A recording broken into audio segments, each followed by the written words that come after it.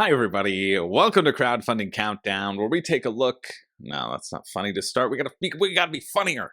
Be funnier right off the bat. Make me laugh, monkey. Welcome to Crowdfunding Burnout, where we are sick of it. No, this is Crowdfunding Countdown. I'm not sick of it. I'm certainly not sick of it yet. This is episode 95. We are close to episode 100, taking a look at every single board game campaign, at least the good ones, that are finishing up in the next week. And sometimes we take a look at the bad ones too. Oh, I should say that my shirt. That's the shirt that Into the AM sent me. Well, they sent me a few shirts, but I mean, that was last week. So there's your double shout out Into the AM. Congratulations on not hitting the timeline. You get more exposure. No, seriously, I do love these shirts. If you want to check them out, if you like graphic tees or just plain tees, you can check out Into the AM. Wait until there's a sale. They have a number of them that are going to go on. And then you can also use code SlipperyJim for 10% off the sale, the additional sale, which is great. And yes, I came up with that code myself. But enough about Into the AM. I hate their guts. I hate them because I love these people. I want to give a huge shout out to my newest patrons before we begin. Thank you so much for jumping on board and supporting the channel. Huge thanks goes out to Franco, Dirk, and George and Ken. Thank you for supporting the channel. It really means a lot. I do my best to put every drop of blood, sweat, and tears into my computer, which is why it stopped functioning and I had to get a different one. But I still will work hard to provide you the most mediocre board game content out there. Just ordinary, average, ordinary, and barely tolerable. That's my goal. So if I have met that goal, well, hit the like and subscribe and yeah, do what you want to do. No, but seriously, I like to start out these crowdfunding countdowns with a shout out to any new patrons because it's significant. It absolutely is significant. I'm still blown away that people sign up and get value out of the channel. And I just, I really appreciate you a lot.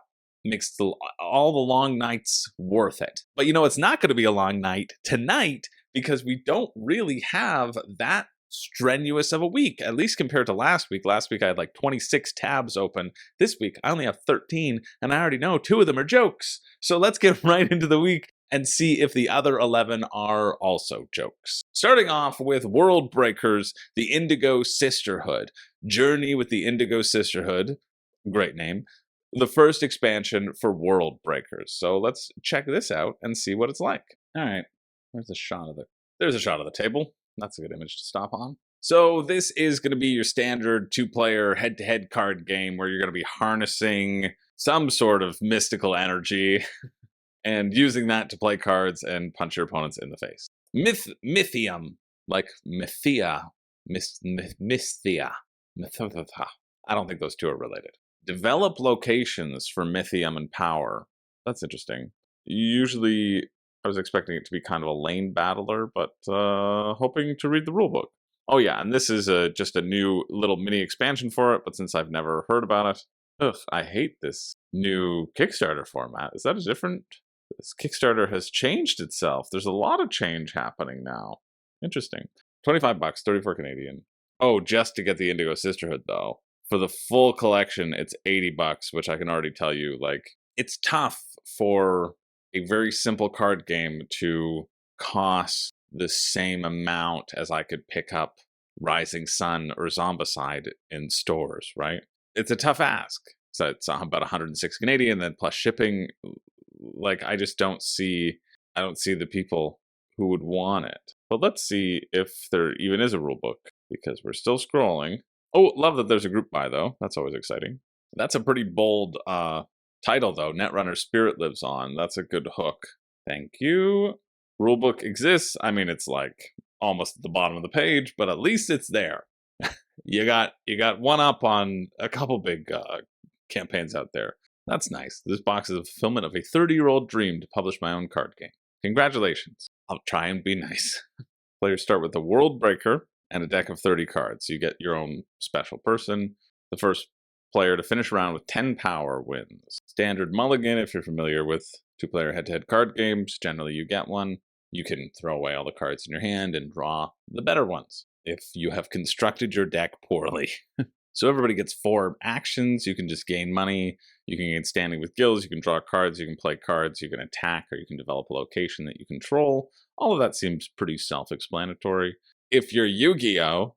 And then finally you get to, have the cleanup phase, which also, this is exciting though, some cards have a rally ability. Players control cards with those abilities. They can trigger them now. So by putting a card out there, you have to wait until the end of the round to rally. I mean, I guess you just choose that as your last action, so not that hard to trigger those. But I like those 2 rounds, the 2 different things that can activate. Yeah, here's the thing. You can actually play locations in your own area. So it's actually things that you're drawing, and then you're developing them as an action. So you just choose an action, and then they get better, basically. But they can be damaged in combat, so that's nice. I mean, it's not nice. They're getting destroyed in combat, but you know what I mean. It's nice to be able to do that. I guess I'm saying I like destroying everything that you hold dear. Is kind of what I'm trying to say. Oh, okay, cool. I was excited about the guilds, but basically the guilds are lands in Magic. You just get to choose how to grow them, which is great because then you don't have to populate your deck with garbage lands. You just get to say, okay, I'm growing my standing. I'm getting that permanent ability. That is sort of a tag which allows me to play things. And then, of course, it is Mythium, which is also an additional cost. So these 2 costs you're going to have to balance. If you like balancing those 2 costs, that's what this game's all about. Yeah, seems kind of fun. Seems simple, fun. If you like head-to-head card games, that's great. It's just the cheapest that you're going to get it at is like $100. It's a tough sell, right? Like, I would be interested in it for $30. Maybe you just get the Indigo Sisters, but it's an expansion, so you need the base game to play, right? It doesn't they don't have an option where you can just purchase the base game as well. Maybe they do. Yeah, Worldbreakers Advent of the Khanate, $40. Yeah, see, there you go. Worldbreakers Advent of the Khanate, $15 card doubler. Okay, see, that's better. So you could just get in at that $1 and then get it for $40. Yeah, I mean, I wanted it for $30 and it's at $40, and that's usually consistent. I want everything $10 cheaper than what it is. So maybe that's a good price. I don't know. It is consistent with that $10 jump, though. I don't know if there's a campaign where I'm like, yeah, that's what I would pay for it. You know that it's $10. It's going for $10 less than everybody else would pay for it. So yeah, kind of slick. If you like that style, definitely check it out. That finishes Wednesday, June 21st at 1 p.m. Moving along to Murder on the Moon. In the moon, no one can hear you swoon. An immersive puzzle adventure escape room in a box that combines puzzles, technology, and a thrilling story to help you solve a murder on the moon. Yeah, brought to you by the Detective Society. So they have made 6 things. Trouble in Folklore Falls. I remember covering that one. Thought it looked kind of cute. Yeah. Anyway, this is another one of those sort of escape room style games, as it says, as seen on BBC's Dragon Den. Well, there you go. It's going to cost you £45 or $77 Canadian, but this gives you a whole 3-episode adventure on Murder on the Moon. So they're saying you have to do 3 episodes in a box. It's very similar to kind of the bigger, larger story campaigns that are out there. I think the Emerald Flame had 3 campaigns or 3 episodes, maybe more in the box, and was around a similar price point. So when you break it down like that, £15 per, and then shipping, which isn't bad, right? That's about the standard. Oh, this is cool. New pricing. You notice that the pricing for Murder on the Moon is a lot lower than some previous games in our catalog. Yeah, because I was kind of like, yeah, it makes sense. So, of course, the previous ones were more expensive.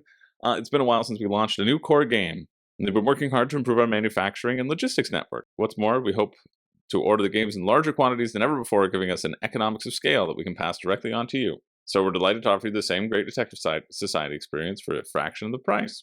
Cool. I mean, I think I remember the Folklore one being cheaper, though. Maybe that's a lie. Maybe that's just a gut reaction. Yeah, £28, but I guess that's the first game, right?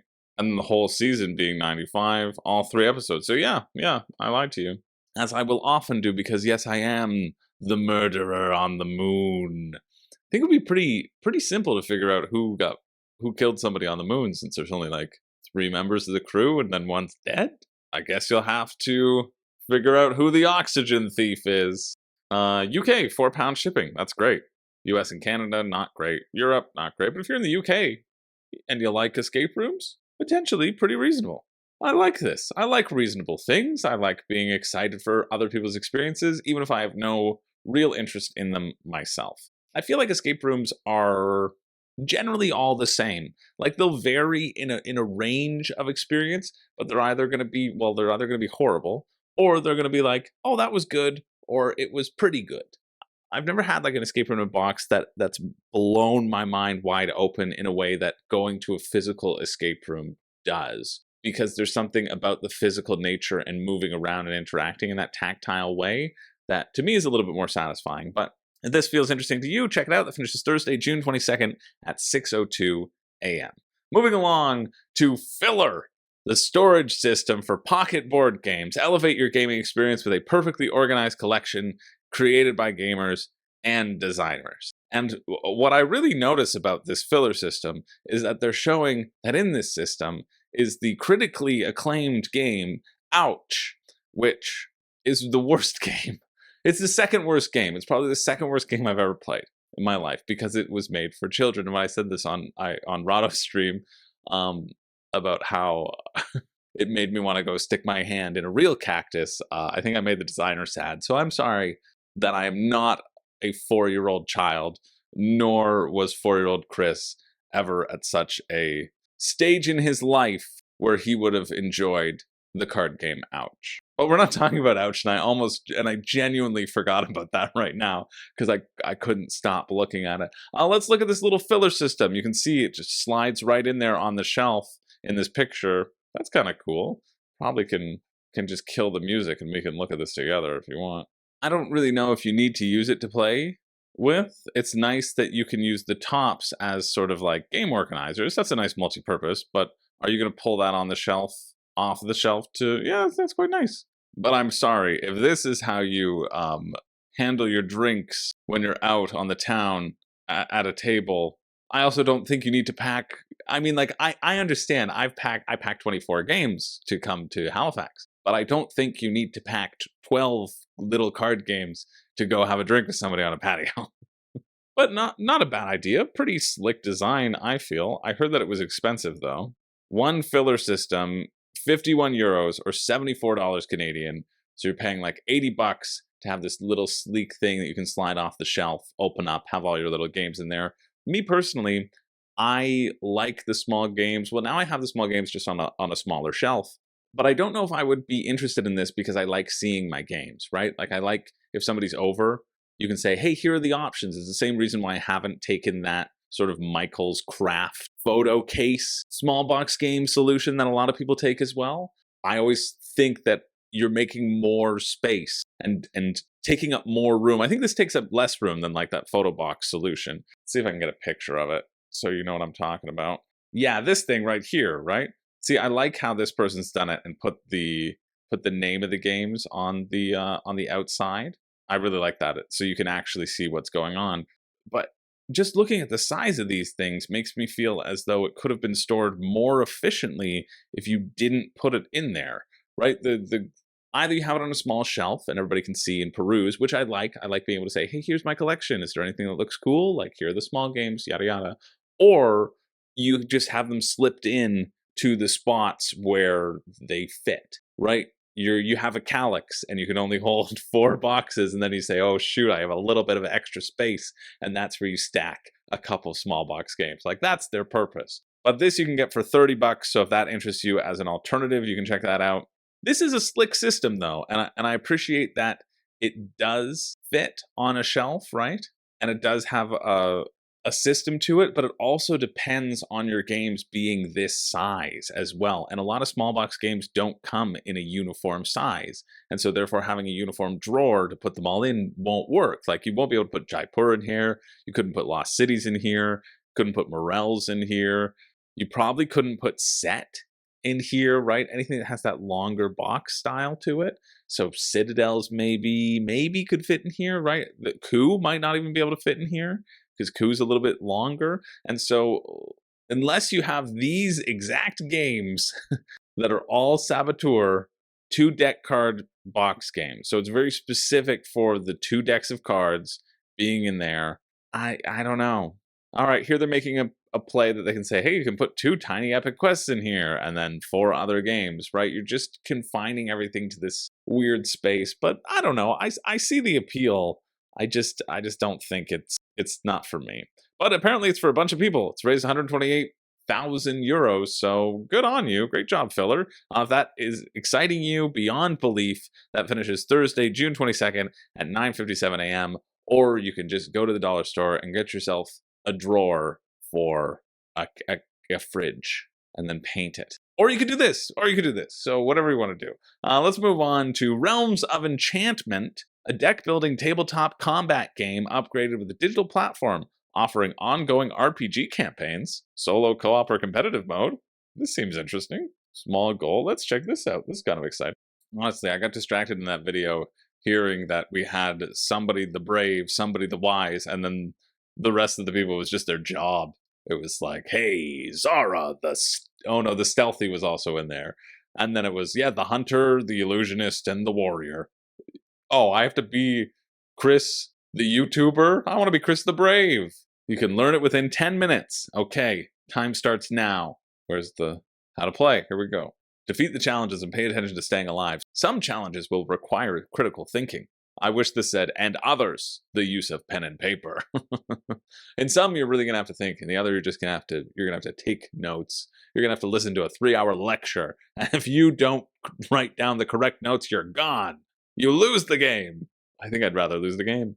I would win. So the starter set, again, is in that €64, 93 Canadian, so you know it's going to be over $100 for a deck builder. I haven't quite seen how the RPG stuff comes into place. Oh, and you have to purchase the digital platform. Lifelong access to the Lore digital platform, which gives you RPG campaigns that can you not use this for? Maybe because you need access to all of the cards? I don't think so. Well, I don't know when I paused this and when I muted the button, but you didn't miss anything here for Realms. Realms of Enchantment. You really didn't. It's a whole load of nothing, and I'm not going to cover it for you, so whatever we got on mic, that's what you get of my looking through it. Basically, they don't really have a rule book. They have an outline of a free print and play if you want to check it out for yourself, but the print and play doesn't even really have a rule book. It just kind of has an outline of a structure, and you're going to be attacking this one. It's more of a co-op because it seems solo and co-op. You're completing challenges. Those challenges just resolve around dealing damage. Plus, it's over $100 Canadian for telling me nothing about it. So, but if you want that, you can check it out. That's June 22nd at 3 p.m. Moving along to the French Quarter, which I was just about to get into. This is by Motor City Gameworks, from the designers of Motor City and Three Sisters and Fleet the Dice game. Maybe you've heard of it. Only $29. This was the same price for Three Sisters back in the day, back in their previous Kickstarter. See, Three Sisters, when it got to stores, was like 28 Canadian at Board Game Bliss, although it's not there right now. Also 28, even though it's sold out. So don't know how large a run that would have been, but just something to consider. $29, it's $29 US. And if this is a hit and goes to retail, you might be able to get it cheaper based upon those two little searches of my local stores. Well, let's check it out. Yeah, looks cool. I stopped it here so you can see the basic premise that they've been describing. Of course, I'm going to read the rulebook as well if they have it, which they better. Is you're going to have these different modes of moving around the city. And over here in this second map that you can see, I guess I can blow this up. This second map that you can see above my head, you can see there's all these different shops and stuff. And so when you go to these different shops and these different city spaces, you see different musicians, you see and eat different things. And these kind of 5 trackers track what you've done, and obviously, like any good roll and write, when you do something, it does something else somewhere else, and it does something else somewhere else, which is fun. It's just fun. I'm curious about how these dice work. It feels like you were drafting, which if you are, I'm really excited about. That's what I'm hoping for as you move around. Most accessible one, it says. So you're mapping out this stuff, and you get to visit wherever you stop. Oh, nice. Both are available from 25th Century Games. Three Sisters in Motor City. You don't need extra score pads, because here's the thing: when you get down to your last 4, you buy a laminator for, a little bit more than $8. Shipping estimates, 9 to the US. That's not bad. Everywhere else, you should wait. But to the US, 9 is pretty decent. Where's the rulebook, though? Jesus, French Quarter, why? Like, stop it. I don't want these reviews. I mean, at least you have a how to play, but like, and honestly, I really like the how to plays by Coffre. They're Canadian as well. Never met them, but I'm sure I will. The fact that there's no friggin' rules is very frustrating to me. I don't know if you know this about me, but I like to read a rule book or two. All right, I just want to know how you'd get those dice, though. That's the only thing that's kind of missing from my feeling of it. This is interesting. I think I would hate having my player being larger than the buildings. Just personal preference, but just being able to see the stuff underneath in terms of chaining and what you've just activated, it's probably important. Great, exactly what I needed to know. It is drafting, which is exciting to me. What's also kind of cool is that you flip over a new card for each round, and so they're going to be a bit variable, which is nice. And then you're going to put your number of the dice into the place that you went, and that's going to trigger a certain amount of things. It's a roll and write. It looks good. 29 US, 39 Canadian. We already kind of covered the shipping. If you're in the US, it's 38 US, which might be decent. For me, it would be like $50 Canadian, and why would I do that when I could wait for it to be in my retail stores at probably less than that, realistically. So it's definitely a pass for me, but thrilled that it exists. This looks exciting to me. I think it'd be a nice, simple roll and write. Oh, maybe I should tell Matt to get it. Matt's always hounding me. He says, hey, you got to tell me when there are good games that I might like. And he and Dave are in a real roll and write phase right now. So yeah, I'm going to send it to him. He's going to be so excited. But I don't want to send him a bad deal. And it doesn't really make sense to purchase a Kickstarter right now, because who cares? So I'm not going to do that. But if you're interested, check it out. The finish is Thursday, June 22nd at 6 p.m. Moving along to The Damned. The Damned, which is a range of 28mm heroic multi-part hard plastic post-apocalyptic sci-fi miniatures. Collect the whole army. You want this? You want these armies? Free sprue for all. I just thought this was raising a lot of money over on GameFound. It's raised $196,000 US, almost double its funding goal. And for those of you who like minis, which there might be one or two of you out there, maybe these little guys might be interesting to you. No, I take it back. Go away. $300 for a 10-box set of these minis for... No, I take it back. I take it back. We're running away. We're moving on to Roll on the Range. P&P Roll and Draw game. That was over on GameFound if you really wanted to. No, we're moving on. A fun print-at-home roll and draw game for 1 to 4 ranchers, designed and illustrated by Danny Devine. Also Chad Elkins, also 25th Century Games. Look at that, 2 in a row. French Quarter, which will likely be handling the distribution for that, because they're doing it with Three Sisters for Motor City Gameworks, and now on this one. Cool. Can I get a zoom out? There we go. Yeah, this looks cute enough.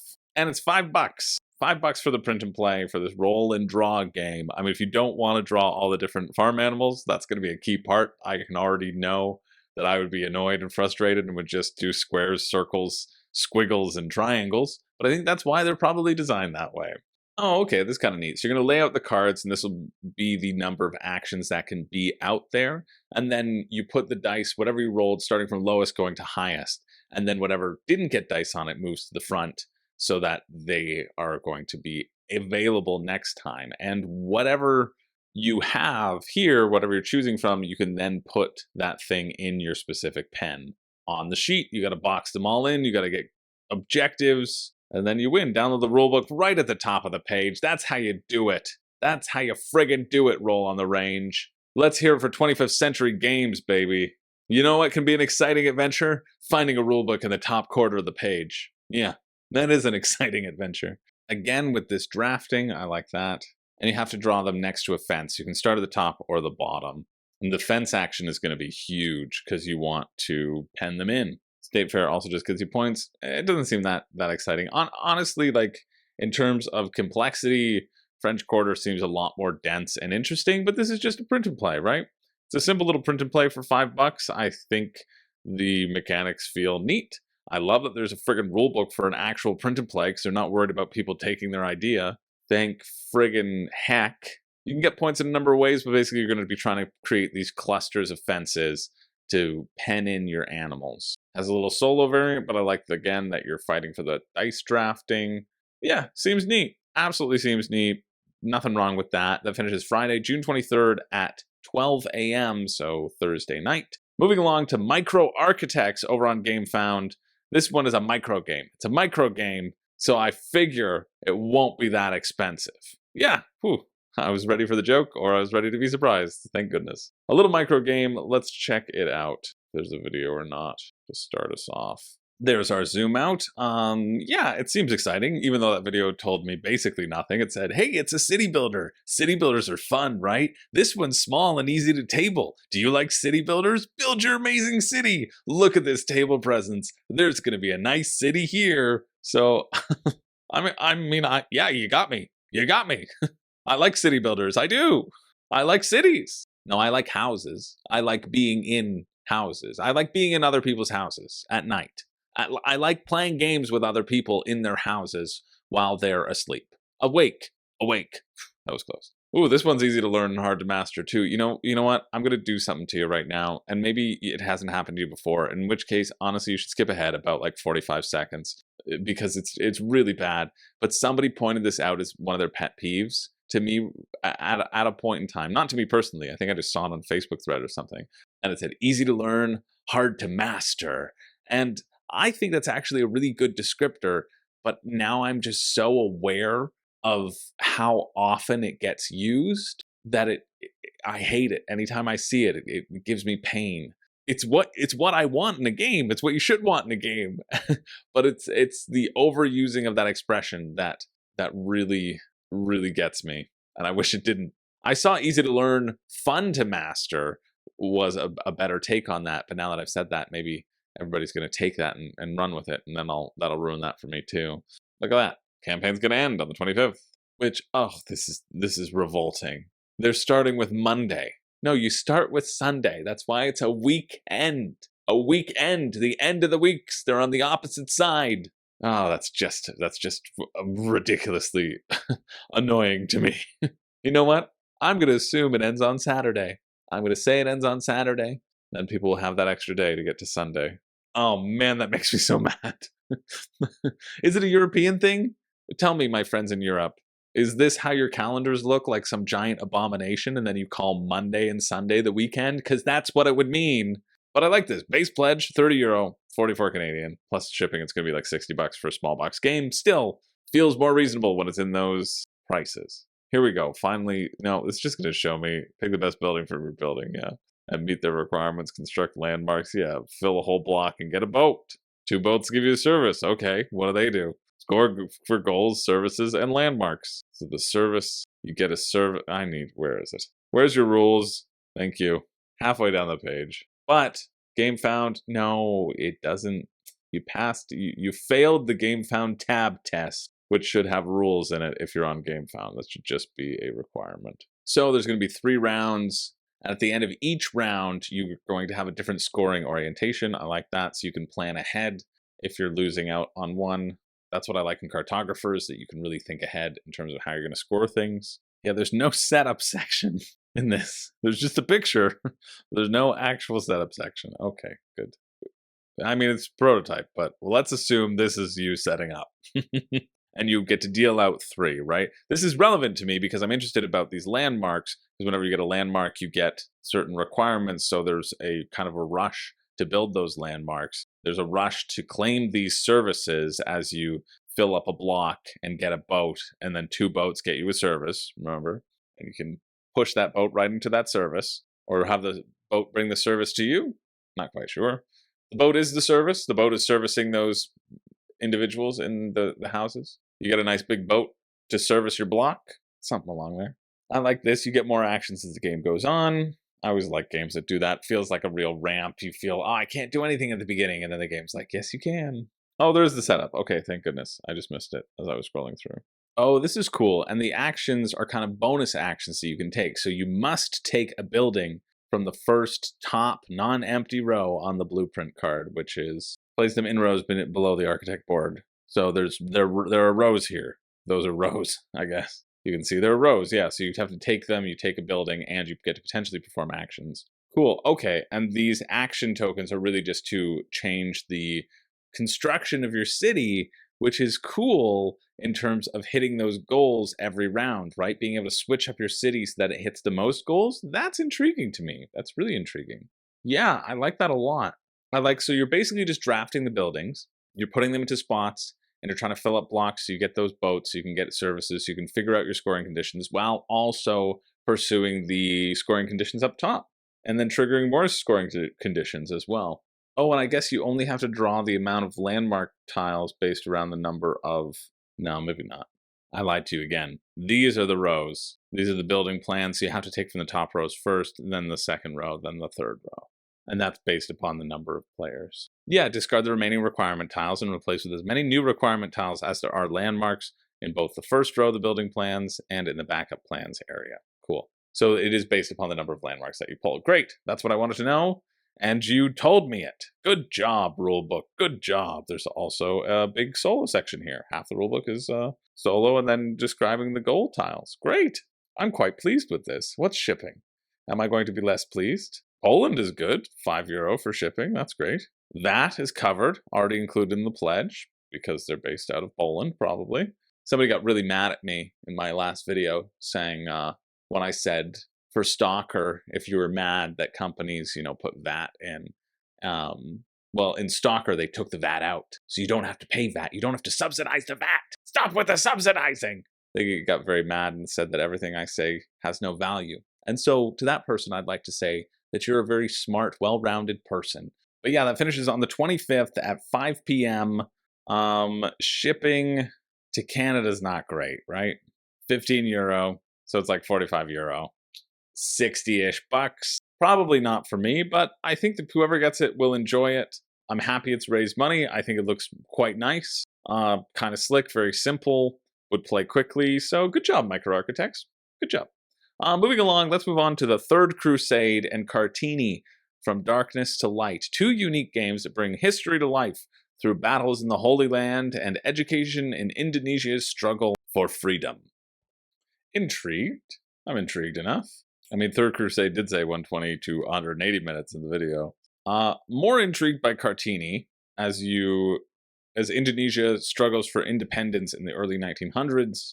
Kind of has a similar theme to votes for women, just in Indonesia. I like here it's telling you all about the mechanics, and here it's like, hey, it's thematic. How to play. Let's check them out. Guess we're looking at Third Crusade first. Wow, that's one heck of a quote by one heck of a designer themselves. The card valuation and selection mechanics in old prototype of Kieran's over 6 years ago that eventually evolved and became the Third Crusade. I knew I was looking at something special, something truly new in the genre of such giants as Twilight Struggle. And that's from David Turksey, which, yeah. Oh, and the rules right there? Give it to me. So you're going to either be the Muslim Alliance or the Crusader Alliance. Fantastic. This is interesting. In that little video that they just had, because they have a little video here, it's like a 5-minute how to play that I just watched. But that tells me something different than what this is telling me. Here it says each player draws 4 event cards to their hand, and then you place them face down below the bidding board, and then you flip them face up, so you could just place them face up. Okay, I see what rulebook this is. And then players alternate choosing cards until all players have chosen 2 cards, but it said in the video that you choose cards for the other player. And so basically you're choosing their action, and then you're getting a certain amount of command points for it, I think, is the implication, and that got me excited. This doesn't get me excited, because why would you flip them face up just for everybody to know what you're picking, I guess, so that it's open information you can plan? I think it's more exciting the other way, and I think it makes more sense the other way, so that's what I'm going to go with, but not sure about that. I mean, just play it like that. Yeah, I am sure. Now you know. That's the better way to do it, so you should just play it like that. Then there's a command phase where you activate the event cards and you deal with battles. And then there's a diplomacy phase where you want to get diplomacy cards and you always do a little victory check. It's first within 10 points wins, I think.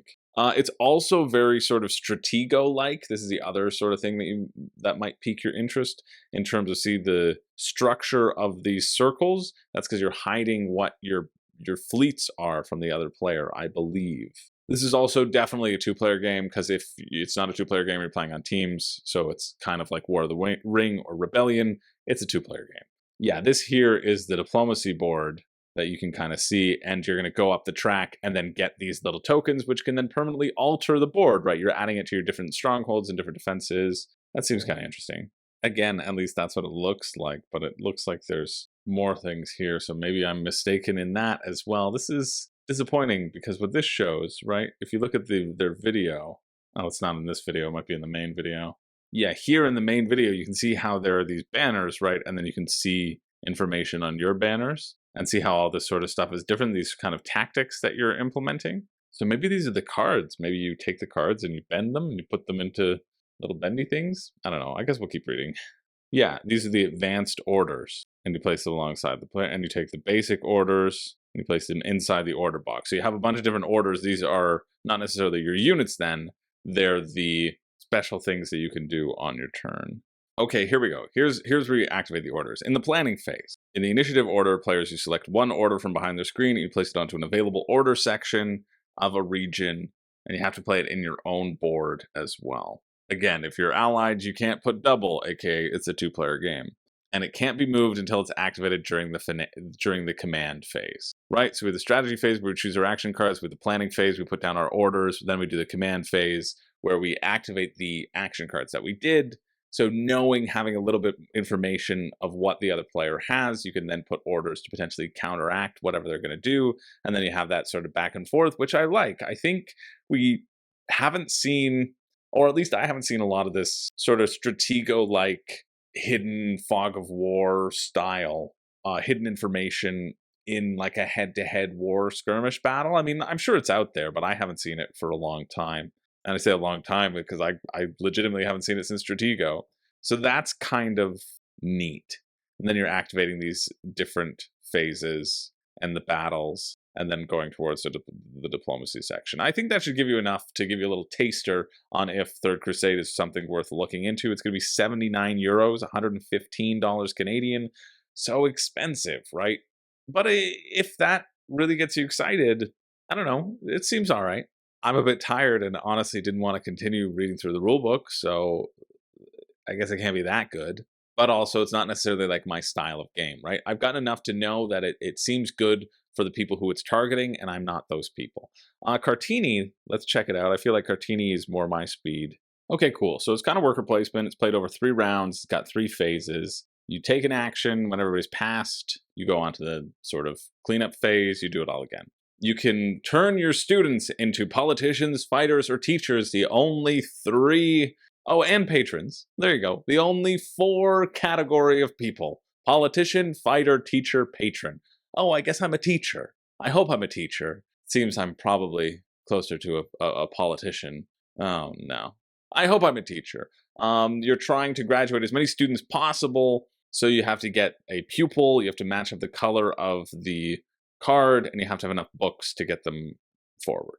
There's going to be a student row, a number of students that you can choose from. These student rows right here, and then over here is like the hero row, so you can make your students heroes. Maybe you can be a hero to your students. Shout out to all the teachers out there. The good ones, not the horrible ones. You know, the ones who just put in a video and let their kids watch movies all day. Yeah, shout out to you. You're the good ones. Yeah, this seems fun. There's a bunch of stuff that you can do. You're going to be managing this kind of main board as well. You can see this is where all the pupils are, and you're going to want to be creating houses in there, creating schools in there so that you can inspire the youths. You can put those youths on a good path and off my lawn. Here we go. The hero students, they just can be any color. There you go.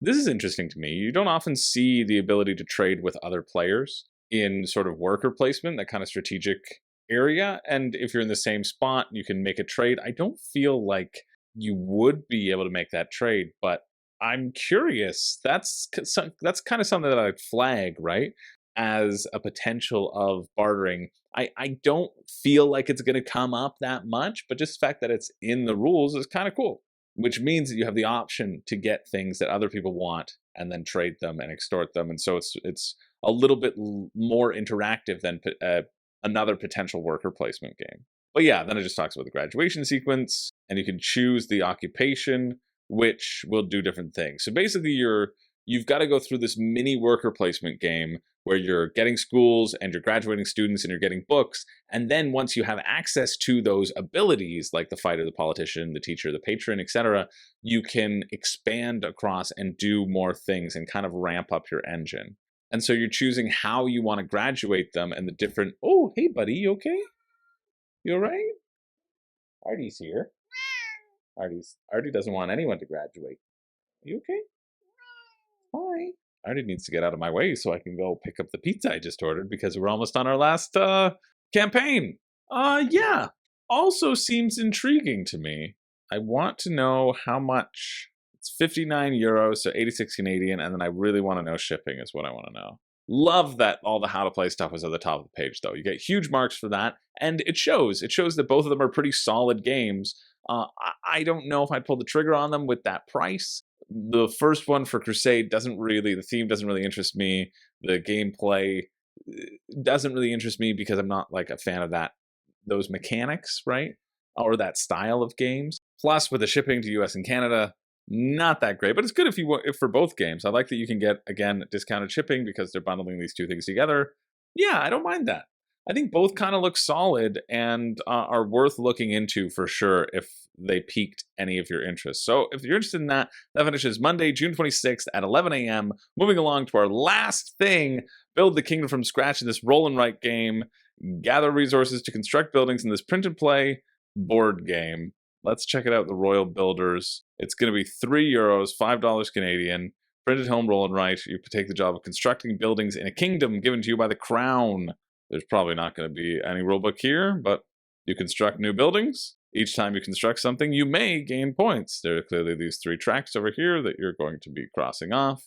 And you can either send builders or construct buildings. Okay, as you can see, each building here has a die value. That's a 5. You can see there's a little number 5 here. So you can then do a little scratch of the 5 dice, and you can try to surround it completely, right?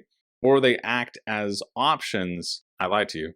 And then you can use those builders to gather resources and construct houses. And you can gather the resources in between the things where you have builders, right? They kind of connect to each other. Oh, this is kind of cool. And then you shade in the buildings that you've built. That's kind of neat. Feels like it should be simultaneous play. If it's not, that's ridiculous. Then you should just play it simultaneously. But yeah, €3. A fine thing about using your dice effectively to create chains and get the resources you need to build more buildings and using those dice over and over again. Doesn't seem bad. That finishes Monday, June 26th at 2:06 p.m. And just quickly, I also want to see these Tiny Epic license boxes. If you have Tiny Epic games and you wanted these boxes. Oh, these are so dumb. They're literally the boxes that you can kind of stack them together very similarly. You can just stack the boxes together. This is ridiculous. No, sorry, eRaptor, you're done. What I did want to point out too, though, is way to go, Backerkit. You get an attaboy from me. You're moving along in the right direction because look, Backerkit on crowdfunding can go all live projects. Boom. And then you can hit tabletop games. Boom. And just filter all the tabletop games. Of course, they have this recent activity thing that you can't really close because they want you to see that people are actually using Backerkit and they're proud of that. But you can scroll through these things even though there's no way of sort of sorting them. So sort by trending, okay. Sort by ending soon. You know what? That's better than GameFound, which you can't sort. Is Backerkit becoming better than GameFound? Maybe. It might be. GameFound, you got to step your arty up. Step your arty up, GameFound. Because if Backerkit can do it and give me an ending soon button so people can see what's ending soon, you can too. Give us more customization. Backerkit's going to outshine you. That's all I'm saying. Backerkit is entering into the realm of The Horny and Dangerous, Volume 2. So yeah, these are also the sorts of things that are on Kickstarter that I just wanted to share. So that's it. That's it for the week. Every week I do a pick for me and a pick for you. The pick for me being the thing that I'm interested in the most mechanically, and the pick for you being something that I think would be fine if you were to get it. And yeah, you know what? I've got 2 this week. Again, as always, these picks don't mean go find them, go get everything. They mean, hey, this is probably the best of the week, and you have to take them in response to the week. But I'll generally not pick things if I think it's a really horrible week. The pick for me is going to be Micro Architects. I actually think this looks pretty slick. The price point isn't too bad if you live wherever it was that you live, that the shipping was good. The UK, I think. Yep. Nope, Poland. It was Poland. UK was another one. I like the elements of it. I like the fighting and drafting different houses and putting them in your city, and that there isn't like any sort of resource requirement, but it's just more about placement and then swapping those placement as you go along the game. I think that one looks really cool. And then I think the pick for you is going to be the French Quarter. I think this also has the potential to be a very interesting and filling roll and write, and shipping to the US here isn't horrible, right? This is the one where it's $9. Yeah. So if you're in the US and you currently can't get Three Sisters from 25th Century Games, and you think, I can't get this, and this looks good, I think this is potentially a reasonable one to get. The inner workings of it look kind of neat, and again, I like that sort of drafting, which makes it a more interactive roll and write, because some roll and writes aren't. And so having that interaction in a roll and write is something that I'm always interested in. Anyway, that's it for me. Let me know, as always, what you are backing, what you're not. Thanks for liking and subscribing. Remember to do that. You're at the end of the video. You made it. And you know what? You reached the end of the video, so why don't you give yourself a thumbs up? Just down below, there's a little thumbs up button. Give yourself a little thumbs up. You earned it. You did. You know what the Latin word for party is? It's subscribe.